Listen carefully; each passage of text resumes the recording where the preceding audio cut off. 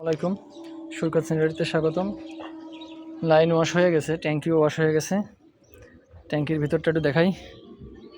পরিষ্কার করার পরে এনাদের মোটর থেকে বালি ওঠে, যার কারণে কালো কালো দেখা যাচ্ছে।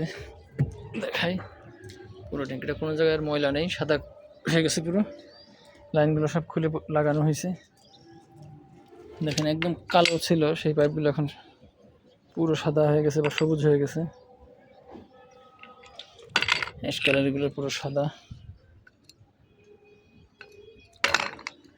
1.5 ইঞ্চিগুলো দেখাই, পুরো ধবধবে সবুজ হয়ে গেছে।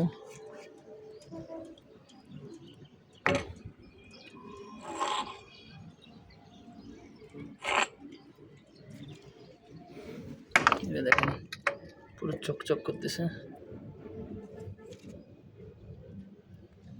কেমন হলে জানাবেন, লাইক কমেন্ট শেয়ার করে পাশে থাকবেন।